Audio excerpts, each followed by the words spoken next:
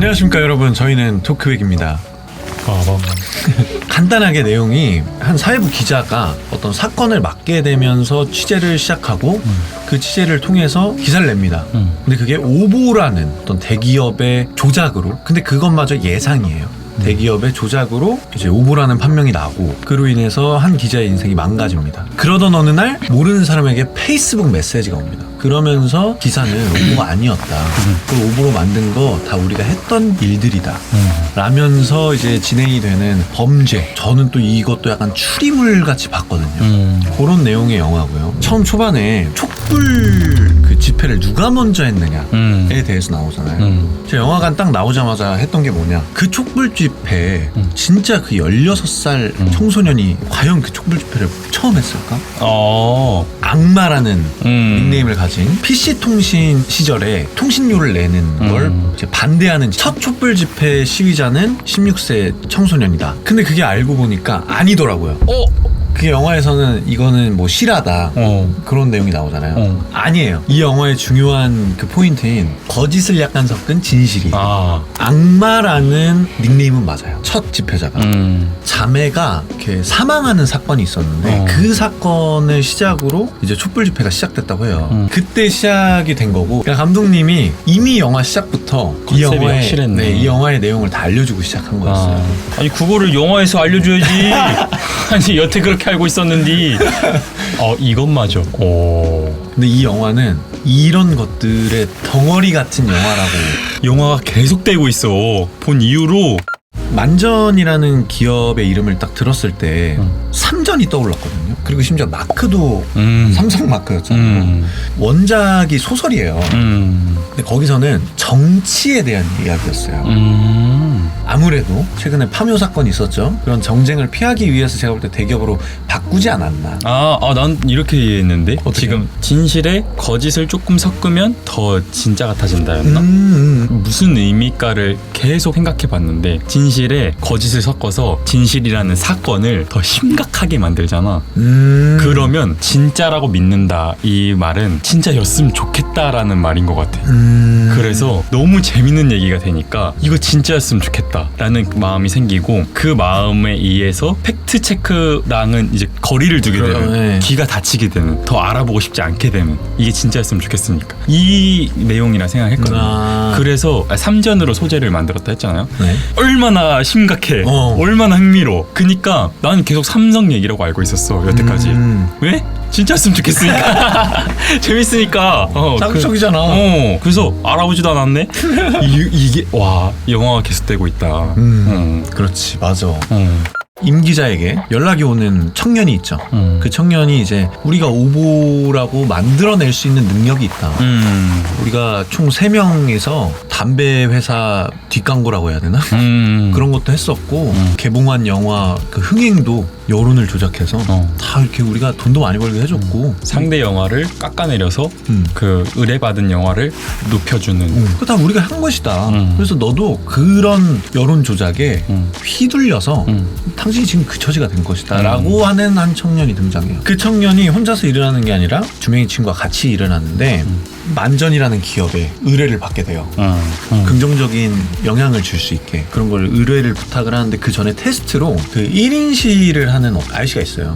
그 아저씨의 1인 시를 멈춰달라. 근데 그 의뢰를 받은 그 세 친구들의 여론 조작으로 인해서 결과적으로 딸이 죽게 됩니다. 자살로 목숨을 끊어요. 그러면서 1인 시를 종료하게 되는데, 그 1인 시의 내용이 사실적시 명예훼손을 없애달라, 범죄가 될 수 없다, 그런 식의 1인 시를 했던 사람인데 자기 딸이 명예훼손으로 죽은 거예요. 따지고 보면 수많은 사람들에게 인기를 얻고, 어느 누군가가 그 잔잔했던 물에 돌 하나를 던지니까 엄청난 파장이 일어나고 순식간에 사람들이 모두 부정적으로 여론이 바뀐 거죠. 그러면서 극단적인 선택을 하게 된 거예요. 그럼 그 아버지로서는 그 법이 있어야 되는 처지가 돼버린 거죠. 결과적으로는 그 만전에서 원했던 의뢰를 성공적으로 마친 거지만 죽음까지는 바라진 않았을 거란 말이죠. 그 세 친구가. 네.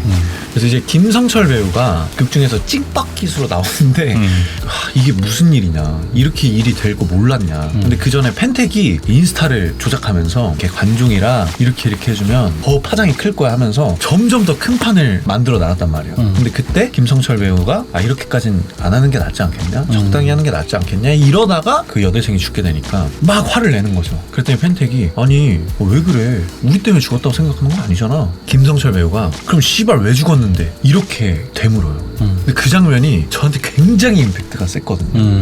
그 목소리 톤과 거기에 담겨져 있는 너무 많은 의미가 지금까지도 생생해요. 눈빛이랑 톤이. 보시는 분들 있으면 그 장면 꼭 한번 유의 깊게 보세요. 진짜 김성철 배우는 엄청난 배우가 될 거예요. 진짜 약속드립니다. 진짜 그 연기와 그 대사는 진짜 대단한 대사예요.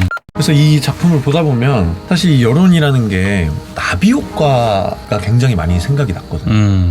되게 사소한 변화가 후에 엄청나게 큰 파장을 일으키는. 그리고 이 세 친구가 여론 조작하는 거 보면은 맨 처음에 인기를 최대한 올려준단 말이에요. 긍정적인 이미지를 심어줘요. 그리고 정말 작은 돌멩이 하나를 던지는 그런 수법을 써요. 근데 제가 옛날부터 생각했던 게 긍정적이고 되게 선한 이미지의 어떤 공인이 실수나 잘못을 하잖아요. 그럼 그게 그렇게 나빠.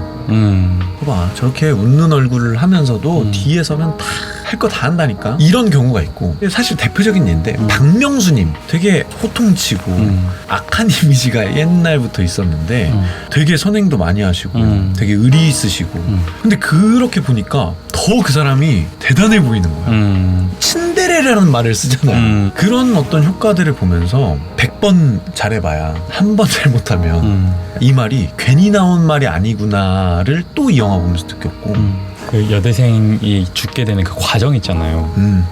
저는 그게 인터넷에 올라오는 가장 핫한 이슈들이랑 아주 유사하다고 보여지는 게, 몰락시키는 과정이 선한 영향력을 주는 사람으로 만들어놔. 엄청 띄워줘. 그러면 알아서 붙어. 흠을 찾아내는 사람들이. 그래서 아까 너가 말했듯이 엄청 착한 사람인데 하나 틈이 생기니까 팍 이렇게 되는 그 과정을 보면서 근래 많이 나오죠. 선한 영향력에 대해서 이야기를 하는 사람들이 뭔가 문제가 생겼을 때 몰락하는 것들이 요즘에 진짜 많이 나오고 있는데, 선한 영향력이라는 말을 하는 사람들이 싫다라고 하는 사람들이 엄청 강해지고 있어. 맞아. 저는 솔직히 말하면 그 선한 영향력이 중요하다 뭐 이런 생각을 하고 사는 사람이었는데, 그런 일들이 일어나는 걸 보면서 저는 그런 일이 터지면 항상 어떤 입장이냐면, 예전에도 친구가 해준 얘기인 착한 사람 되고 싶다, 근데 난 못 되는 것 같다 라고 고민을 이야기했을 때 그 친구가 이 세상에 착한 사람 나쁜 사람 없다, 착한 행동 나쁜 행동만 있을 뿐이다, 이렇게 이야기를 해줘서 새기고 살거든요, 마음에. 논란의 사건들이 터졌을 때 그 사람이 이전에 잘했던 행동들까지도 그게 나쁜 행동이 되는 거냐라고 했을 때 저는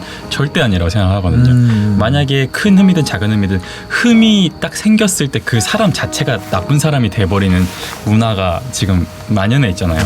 그럴 때 저는 행동으로 나눠서 보는 것 같아요. 그 행동은 잘못했어, 이건 잘못했어. 근데 그 전에 했던 행동이 오염되진 않아. 그걸로 인해서 이제 머릿속에서 좀 선한 영향력을 주는 사람이야는 없어졌고 선한 행동만 기억하는 게 좋지 않을까.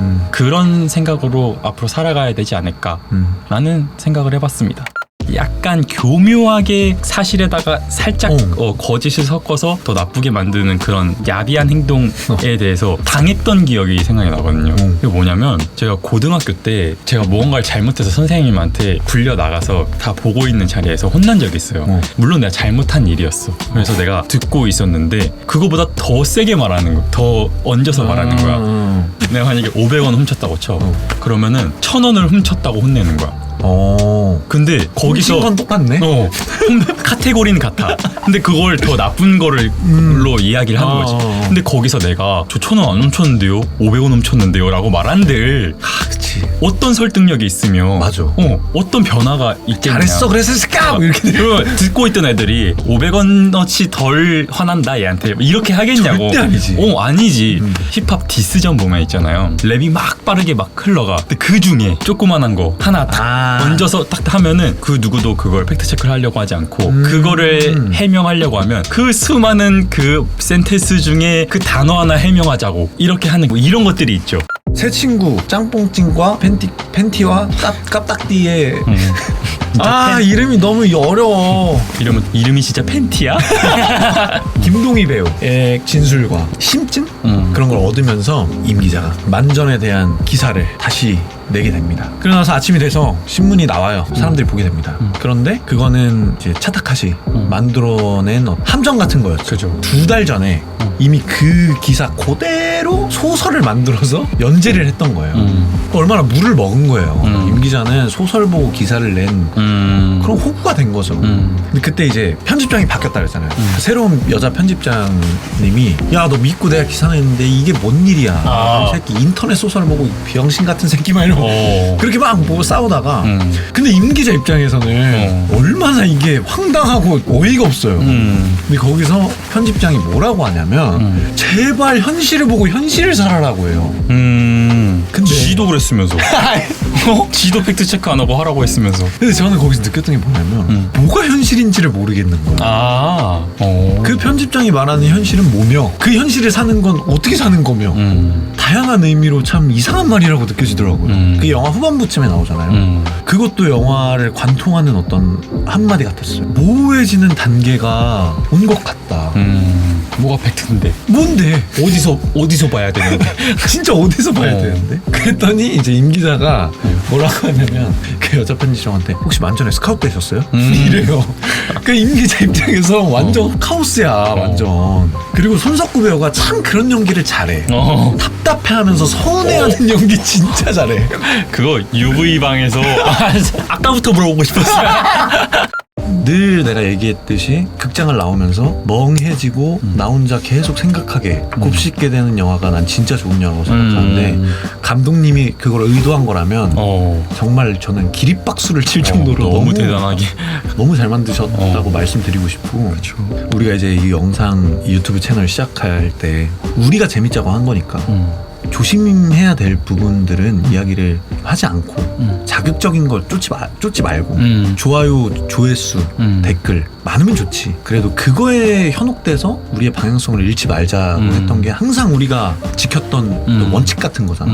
그래서 이 영화를 보면서 느꼈던 거는 결국 우리가 지금 이 영상을 찍으면서 이야기하는 것에 거짓을 섞거나 이야기하고 싶지 않은 것인데 이야기를 하게 되거나 그렇게 되면 자극적일 수 있어. 사람들이 많이 봐줄 수 있어. 근데 우리가 굉장히 몸집이 커졌을 때 누군가가 바늘 하나 던지면 우린 터지고 말 그냥 후회나 하겠지. 그래서 영화 보면서 더더욱 좀 새겨진 건 우리가 할 수 있는 이야기를 하자. 와, 나랑 똑같아. 그 이야기에 대한 결론. 그러면 이제 이렇게 일어나는 사건들 팩트를 어디서 알아야 되냐 이런 질문에 대해서는 유명한 말 있죠. 알 수 없는 것에 대해서는 입을 다물라. 그렇지. 맞아. 지금 영화에서 나오고 있던 그 팩트를 찾기 어렵거나 이런 거는 그 이유가 그게 심각할수록 사실이면 더 재밌으니까 팩트를 멀리하게 되는 거라고 나는 생각을 해서 그런 이야기들은 대부분 이제 캔슬 컬처, 사람을 미워하는 감정이나 누군가한테 화나는 그런 일이나 그런 것들이 대부분이라고 생각하거든. 근데 그거에 대해서는 굳이 내가 어떤 의견을 가져봐야 필요가 있나. 우리가 이야기를 할 수 있는 걸 하자라는 것이 그냥 나나 잘하고 내가 느낀 것들, 경험한 것들, 그래서 내가 빠삭하게 이야기해 줄 수 있는 것들에 대해서 집중하자는 그것이 나랑 너무 공감이 됐다 해야 되나. 내가 관심이 있고 내가 진짜 이야기하고 싶은 이야기는 빠삭하게 찾을 검색 능력을 갖추게 되고 뭘 궁금한지를 알고 어디서 봐야 되는지를 찾아낼 열정까지 생기고. 너가 말한 대로 열정이 있고 내가 그거를 좀 확고하게 알아보려는 의지가 있다면은 근접하게라도 가지 않을까? 완전 엉뚱한 곳으로 가진 않는다는 이야기야. 그러니까 그렇다던 데가 아니라 그렇지. 그런 거 같아로 이제 내가 정한 걸로 생각할 수 있다는 거. 그렇다던 데는 누군가가 했던 얘기를 듣자마자 바로 뱉는 거고 그런 거 같아는 어느 정도 내 안에서 정리가 돼서 얘기를 하는 거니까 그 차이는 난 엄청 크다고 생각하고 그래서 자기 스스로 습득을 한 후에 정리를 하자. 그게 중요하다고 또 느껴지는 그런 작품이야. 사실이었으면 좋겠어서 팩트를 안 알아보는 그거 있잖아요. 정말 최근에 경험했습니다. 정말 최근에 영화 허 리뷰할 때 사만다 맡은 배우가 먼저 연기를 했었는데 목소리가 어울리지 않아서 스칼렛 요한슨이 다시 녹음을 하게 됐다. 이걸 제가 어떻게 알았냐면 AI한테 물어봤어요. 챗GPT. 네, 챗GPT한테 영화 허 그 비하인드 스토리나 잘 안 알려진 스토리 있어 이렇게 물어봤는데 그걸 얘기를 해준 거예요. 흥미롭다. 그리고 더 있어 이렇게 물어봤는데 스칼렛 요한슨은 그 허 영화 감독의 아내다 이런 식으로 얘기를 한 거예요. 이렇게 됐죠. 그거 뭐 대박 미쳤네 이거. 좀 찾아봤어요. 애매하게 안 나오고 스칼렛 요한슨이 뭐 몇 번 이혼했다 이런 것들이 나오고 그래서 흥분한 나머지 머릿속에서 그냥 진짜구나 이런 생각을 해버리고 촬영을 한 거야. 그 얘기를 했어요. 맞아. 스칼렛 요한슨이 그 감독의 아내였댄다 이렇게 얘기를 하고 엄청난 이슈 아니냐. 그래서 엄청 막 와 대박이다 이렇게 얘기를 하고 비리가 있다. 그리고 며칠이 지나고 그 업로드 하기 전에 이제 편집을 하잖아요. 인터스텔라의 그 미래의 내가 날 편집하고 있는데 옆에서 야 스테이 이걸 하고 있는. 그래서 내가 근데 이거 맞나 이런 생각이 드는 거지. 와. 정말 다행으로 챗GPT한테 한번 다시 물어봤어요. 근데 맞다고 해요. 또 그래서 100장이야. 기사 갖고 와봐 이랬어요. 근데 기사에 대해서는 제대로 대답을 못 하는 거예요. 그래서 내가 찾아봤어. 모든 검색 플랫폼에 다 찾아봤는데 안 나와. 제가 챗GPT한테 되물었어요. 내가 기사 다 찾아봤는데 한 개도 안 나오고 그 스칼렛 요한슨 이혼한 남자들의 이름을 다 봤는데 감독의 이름이 없었다. 너 이거 맞아? 팩트 맞아? 라고 물어봤는데 죄송합니다. 제가 저의 잘못된 그 정보가 혼동을 드렸습니다. 죄송합니다. 이렇게 얘기를 하는 거예요. 사실이 아니었던 거지. 그래서 그 촬영본 그거 편집할 때 다 날리고 그리고 나서 챗GPT랑 맞다 이렇게 하면 너 참 쉽다. 너 참 편하다. 죄송합니다. 한마디면은 너는 끝이구나. 나는 그것 때문에 자주 싸워요. 촬영까지 다 하고 그 친구랑 공감하면서 뭔가 막 너무 재밌어하면서 막 그런 얘기를 다 했다. 그랬지. 자막까지 일일이 쓰면서 그래. 그런 거 아니야. 엄청 노력을 했던 거지. 근데 참 바보 같았던 건 임상진 기자의 모습이었던 건 챗GPT는 그 홈페이지에 아예 박혀 있어요. AI는 정확하지 않습니다. 반드시 사실 확인을 하고 사용하시라. 내가 임상진 기자 같다라고 얘기를 했잖아요. 그거를 정확히 경험한 사례가 된 거죠. 거기서. 그러네. 왜냐면 나는 그게 사실이어야만 나한테 재미와 이득이 있으니까 찾아보는 것도 대충 찾아보는 거야. 사실이었으면 좋겠다 이러면서 결론적으로는 다행히도 마지막에 팩트 체크를 해가지고 그걸 내진 않았지만 정말 똑같은 경험을 했다 이런 일이 있었어요. 아까 말했던 노력이 이런 거야. 근데 이게 어렵냐? 어려웠어? 막상 정신 차리고 찾는 거는 오래 안 걸렸어요. 네, 그죠. 화가 났을 뿐이지. 그죠. 그 정도의 우리가 노력은 해야 된다고. 저희는 댓글 부대를 그렇게 봤어요. 이런 영화를 볼 때마다 저희는 항상 고민과 번뇌에 빠집니다. 하지만 오늘도 이 영상을 빌미로 더 나은 방향으로 가기 위해서 정리하는 그런 시간을 또 갖게 돼서 감사한 하루였습니다. 저희는 다시 금요일 저녁 5시에 돌아올 예정이고요. 지금까지 토크백이었습니다. 토크백이었습니다. 감사합니다.